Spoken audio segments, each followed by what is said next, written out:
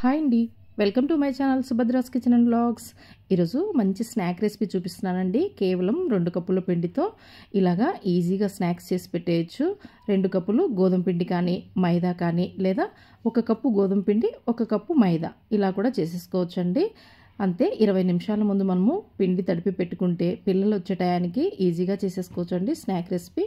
అప్పుడప్పటికి చాలా సాఫ్ట్గా చాలా బాగుంటాయండి. సో మరెందుకు ఆలస్యం, డెఫినెట్గా మీరు కూడా ట్రై చేయండి. దీనికోసం ముందుగా మిక్సింగ్ బౌల్ తీసుకుని నేను ఇక్కడ 2 కప్పుల మైదా తీసుకుంటున్నానండి. మీకు మైదా వద్దనుకుంటే కంప్లీట్ గోధుమ పిండి వాడచ్చండి, లేదా 1 కప్పు గోధుమ పిండి 1 కప్పు మైదా వాడచ్చు.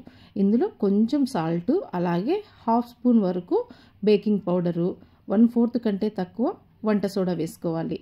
నెక్స్ట్ 4 స్పూన్ల చక్కెరను మిక్సీ జార్కి యాడ్ చేసుకుని పొడి చేసుకుని ఆ పొడి కూడా వేసుకోవాలండి. మరి కొంచెం స్వీట్ కావాలంటే ఇంకొక 2 స్పూన్లు ఎక్కువ వేసుకోవచ్చండి. ఇప్పుడు మనం వేసిన 4 స్పూన్లు మైల్డ్గా ఉంటుందండి స్వీట్. నెక్స్ట్ ఇందులోనే 3 స్పూన్ల పెరుగు వేసుకోవాలి.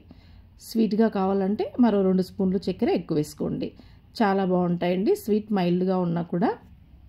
ఇప్పుడు మనం వేసిన ఇంగ్రీడియంట్స్ అన్నీ పిండికి పట్టేలాగా బాగా కలుపుకొని కొంచెం కొంచెం వాటర్ వేసుకుంటూ మనము చపాతీ డో ప్రిపేర్ చేసుకోవాలి. చపాతీకి ఏ విధంగా ప్రిపేర్ చేసుకుంటామో ఆ విధంగా చపాతీ డో ప్రిపేర్ చేసుకోవాలి. చూడండి, ఈ విధంగా ప్రిపేర్ చేసుకొని బాగా పైన కొంచెం నూనె కానీ నెయ్యి కానీ రాసుకొని దీన్ని మినిమం 20 నిమిషాలు పక్కన పెట్టుకోవాలండి.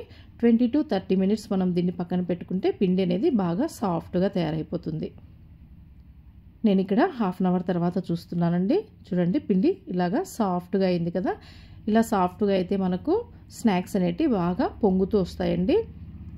ఇప్పుడు మరొకసారి పిండిని ఇలాగా చేత్తో బాగా మర్దన చేసుకోవాలండి. ఇలాగా బాగా ప్రెస్ చేసుకుంటే పిండి ఇంకా సాఫ్ట్గా అవుతుంది. ఇలా ముద్దలా చేసుకోవాలి. ఇప్పుడు దీన్ని మనము చపాతీ పీట పైన కొంచెం పొడిపిండి వేసుకొని మనకు పిజ్జా బేస్ ఉంటుంది కదా, అలాగా కొంచెం కొంచెంగా పైన తెల్ల నువ్వులు వేసుకుంటూ పిజ్జా బేస్ సైజులో చేసుకోవాలండి. మరీ మందం పెట్టుకోకూడదు. మరీ మందం పెడితే మనకు పిండి లోపల పచ్చిగా ఉంటుందండి. కాబట్టి మరీ పలుచగా లేకుండా అలా ఎక్కువ మందం లేకుండా మనకు పిజ్జా బేస్ సైజులో చేసుకుంటే సరిపోతుంది. పైన కొంచెం కొంచెం తెల్ల నువ్వులు వేసుకుంటూ ఇలాగా చేత్తో కానీ లేదా చపాతీ కర్రతో కానీ ప్రెస్ చేసుకొని నైఫ్తో మనకు ఎన్ని పీసులు కావాలంటే అన్ని కట్ చేసుకోవచ్చండి. 4 లేదా 8. నేనైతే సేమ్ పిజ్జా లాగా కట్ చేస్తున్నాను ఇక్కడ. ఇలా కట్ చేసుకొని అన్నీ కూడా ఫస్ట్ సపరేట్ చేసుకొని నీట్గా షేప్ చేసుకోవాలండి. ఇలా సైడ్స్ ఏమన్నా పక్కకు వచ్చింటే మనం కట్ చేసేటప్పుడు ఇలా నీట్గా చేసుకోవాలి. అంతే అండి, అన్నీ కూడా మనము ఇలా రెడీ చేసి పెట్టుకొని డీప్ ఫ్రైకి సరిపడా ఆయిల్ ముందే స్టవ్ పైన పెట్టుకోవాలండి. ఆయిల్ మరీ వేడిగా ఉండకూడదు, కొంచెం మీడియంగా ఉన్నప్పుడే ఇలాగా మనం కట్ చేసుకున్న పీసెస్ అన్నీ 1 by 1 యాడ్ చేసుకోవాలి. ఆయిల్ మరీ ఎక్కువగా వేడిగా ఉన్నప్పుడు వేస్తేనే మనకు కలర్ వచ్చేస్తాయండి. కాబట్టి తక్కువ వేడి ఉన్నప్పుడే వేసుకోవాలి. ఇలాగా మీడియం ఫ్లేమ్లో పెట్టుకొని మంచి రంగు వచ్చేంత వరకు వేయించుకోవాలి. ఒక సైడు మంచి కలర్ వచ్చిన తర్వాత రెండో సైడ్కి టర్న్ చేసుకోవాలండి. స్టవ్ అనేది కంపల్సరీ మీడియం ఫ్లేమ్లో పెట్టుకోవాలి. ఇలా ఒక సైడు మంచి రంగు వచ్చిన తర్వాత రెండో వైపుకు టర్న్ చేసుకోవాలి. ఫ్లేమ్ మనము మీడియంలో పెట్టుకుంటాం కాబట్టి పిండి లోపల కూడా చక్కగా ఉడుకుతుందండి.